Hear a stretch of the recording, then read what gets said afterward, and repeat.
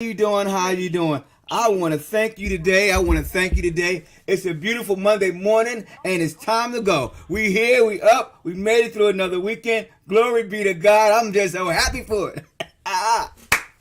Good morning. Welcome to the show. I'm AJC, and I'm here to see you through the day. I want to welcome you. I'm the Common Sense Christian. We're going to have a good time today. I tell you, every Monday, I'm just so overwhelmed because the simple fact that we made it through another weekend. We made it through the weekend. I mean, I don't care what was the issue, what was the situations. We made it to another Monday, and so that means God is blessing us already.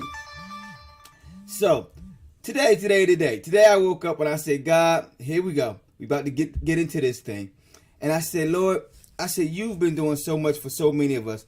And then others, it seemed like they just been having so many problems getting things going. You know, I was so thankful that during the pandemic, how things, you know, and I hate to say it in a negative way, but how blessed we were that we made it through the pandemic. See, some people didn't even make it through the pandemic. Some people didn't make it through. And that's the thing that you got to be thankful for. God allowed you to come through the pandemic by so far. And that in itself is an awesome thing. That in itself is something that we ought to be proud of. Now, God said to me, He said, listen, son. He said, you're going to do what you got to do. And I know you're going to do what you got to do. But I need you to understand that as we go forth into this land and doing the things that we do, that you have to be sure about how you're doing things. You know, a lot of times we wake up in the morning and we forget about all the things that happened to us over the weekend. We forget about all the stuff that has taken place in our lives, all the stuff that has been happening. We forget about it. So sometimes we have a tendency to say, you know, we have that mentality that I made it, I'm strong, I can do it all. But don't you know, it's always that person that shows the most resilience who has the most favor. And what I mean by that is the Bible tells us that be not weary in your well doing. That means don't get tired in your well doing. I know it seems like it's a long way. I know it seems like it's a long trip. I know it seems like it's a hard time. But be not weary in your well doing. There was a quote from Ruth Badger that said, real change, enduring change, happens one step at a time. You've been going through a lot. You've been seeing people go through. You've been fighting tooth and nail to do what you're supposed to do, to be right. And it seemed like things, it just keep happening to you. Just keep angering you and frustrating you. Well, God is saying to you today that it's okay. You're going to get double for your trouble. That all the things that you went through, all the stuff that you thought was there, just there to hurt you, they're not. They're there to help you. They're there to make you greater. They're there to help you get further than you ever did before. We have a tendency to forget that God is already working things out in the background. We don't see it. We don't understand it. But God is already doing it. God is already making it happen. He's already pushing it through so that we can have it done. You know, I look back as when I was growing up as a child, and I see myself and how the sacrifices I made for just my children. Just the sacrifices I made and the things I did just for my children. And I say, God, thank you. Thank you that I was able to make those sacrifices. Thank you that you did, that I wasn't taken out and not able to do it. I thank God all the time because, you know, I listen to kids today and they talking about this 9 to 5. They don't want to work 9 to 5. They don't want to work 9 to 5. They don't want to work 9 to 5. And they don't make no money and they don't want to work for somebody their whole life. And I've never had that mentality. I've never had the mentality that I didn't want to work for somebody in that aspect. You know, when I was young, I believed in putting in my work. I'm gonna put my work in so I can get somewhere one day. I'm gonna put my work in so I can get to where I need to be. I'm gonna put my work in so things can change in my life. But you never understand that you get double for your trouble. When you go through things, you're learning, you're understanding. When you go through those stuff later on in life, you're gonna get double for your trouble. My grandmother was a simple person. She was set on love and family and things like that. And that was the premise that I grew up on. Love, family, hard work could make a change. And I want to say to some of you people out here today that just be patient. Be patient. And things that you're looking for is going to come to you. Be patient. Work your time. Do what you need to do. And be patient. See, we want to jump from A to Z and forget the other 24 letters in the alphabet. You know, it's a learning curve. You know, when you was little, you learned that song, A, B, C, D, E, F, G. Well, you learned that song, and while learning that song, it taught you your ABCs. But it took you a while to learn that song. But once you had that song, you had your ABCs. Now, some people, and me, in fact, I probably couldn't say them backwards, forwards. But some people learned them even that good. But you started off learning that song. Learning that song was the basis for you to get to completing your ABCs. That's the same way life is. Finish the song. Learn the song. Then you can change it around the way you want to. Then you can utilize that teaching the way you want to do it. Greta Swan, in 2010, she wrote a poem. The poem was Singing the Praise to God. And it goes like this. Are you aware of the words that you use in the songs of praise that you sing? Do they convey your soul's inner joy? A thanksgiving offering for bring? Do they reveal the depths of your faith? Do you sing the words from your heart? Or do you just follow along with the crowd, ritualistically doing your part? I'll go where you want me to go, dear Lord. You can commit to that thought. Or to Jesus I surrender. And think of the Beatles he fought. Be faithful in worship. Be wary of words. Don't promise what you can't fulfill. Sing of your love and praise to the Lord.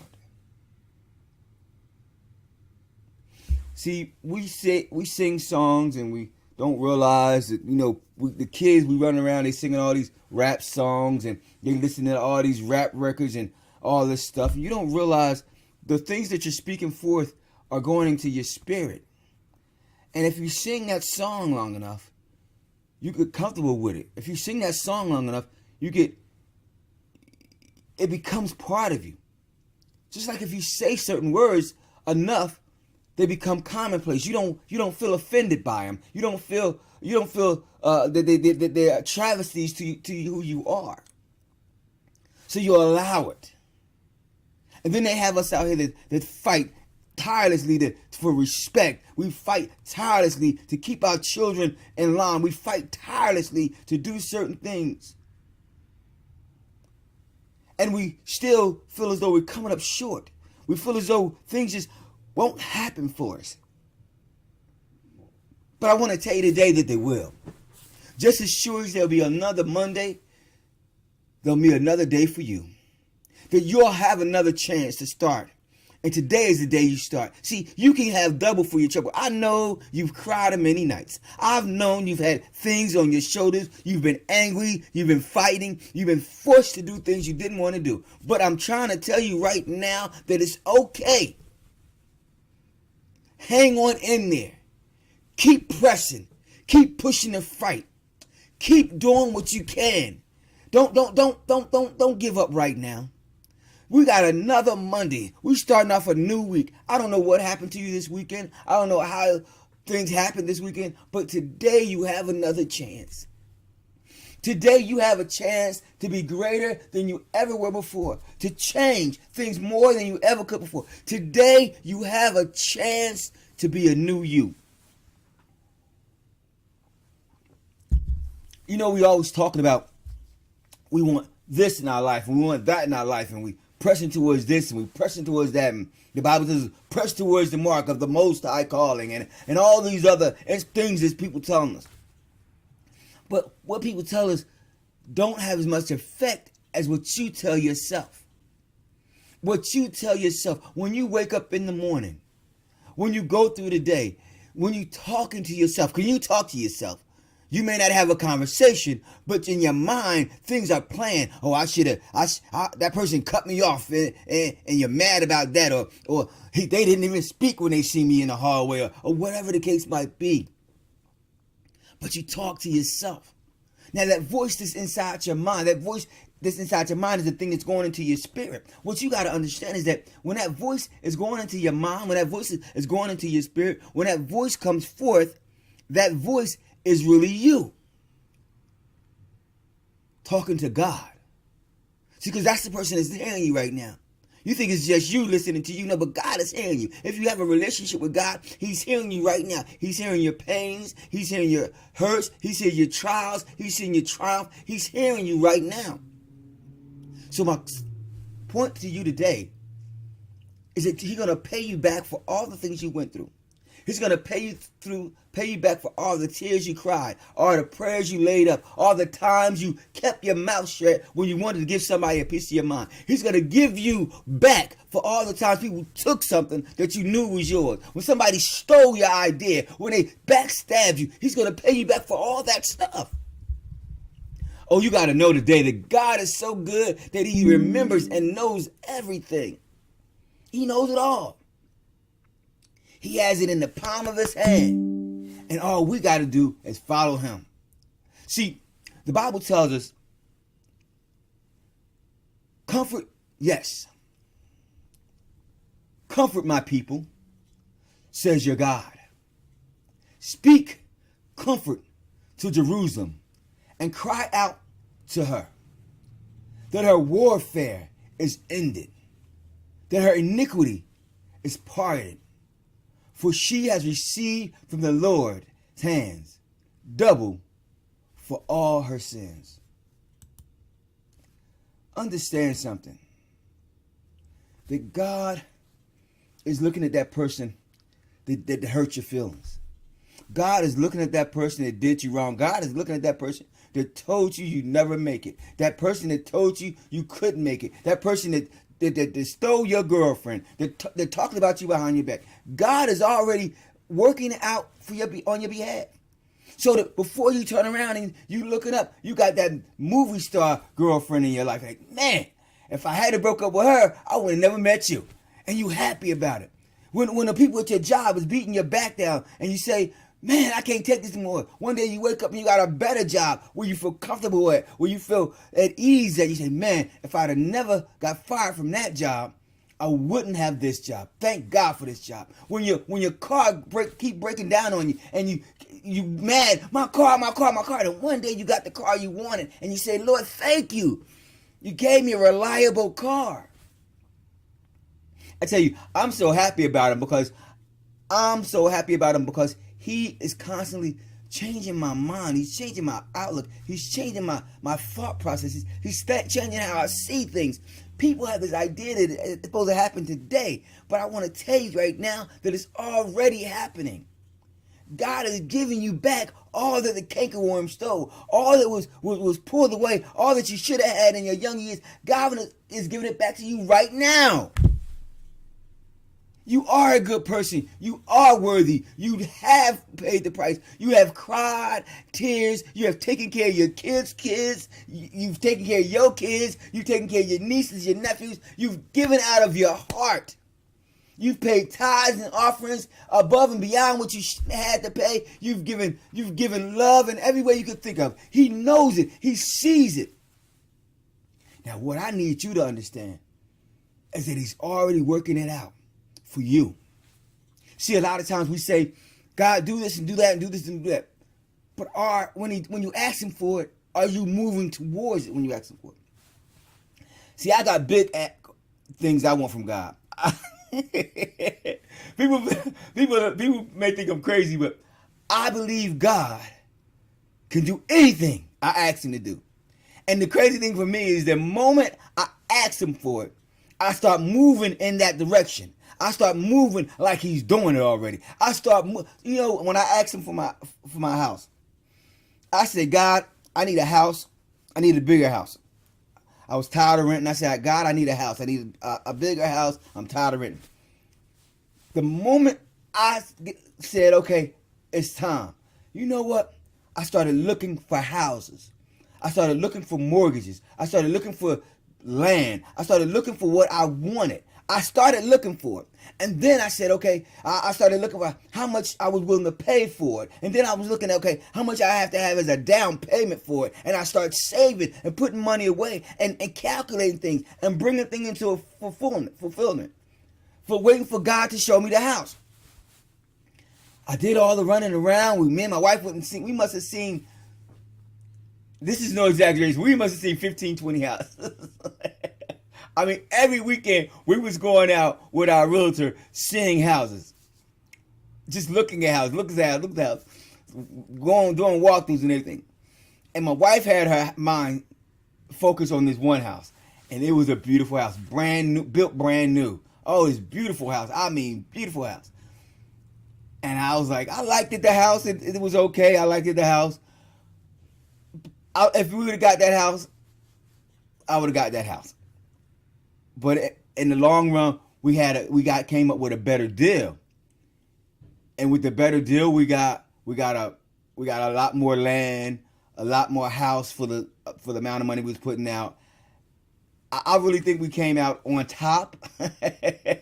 She still like that house because that's my wife. That women's gonna like what they like, and I can't be mad at it. So the next house we buy is definitely gonna be her house. But this house was a necessity. It was what we needed, and God gave it to us. But for all our trouble, for all our running around, for all the times when we went to get the house we wanted, we got it. See, faith without works is dead. And faith is an action word. See, I put my faith in the action.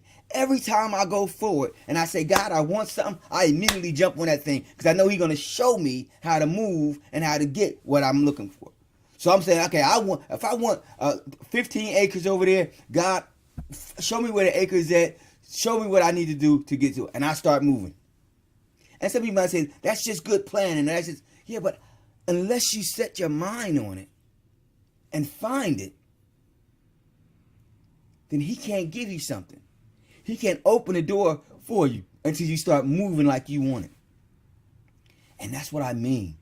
You've been moving in your life all your life. You've been moving for everybody else, doing so much, working so hard, giving so much of yourself to your husband, your friends, everybody else. But God is going to pay you back in double for all the things you did. You got to know today that if you want to start taking trips with you and your husband, start planning them trips. Start looking them trips up. Let your husband know, look, bruh, we got to do some trips. I'm tired of this. I'm tired of always being stuck in this. My wife would tell me in a minute. She would tell me in this minute, listen, we're going somewhere this weekend. End of story. Ain't no... And I love it. Because when I get up on that Saturday morning or Friday after work or whenever it is, I'm up, I'm dressed, we going to get her coffee. From that point on, it is what it is.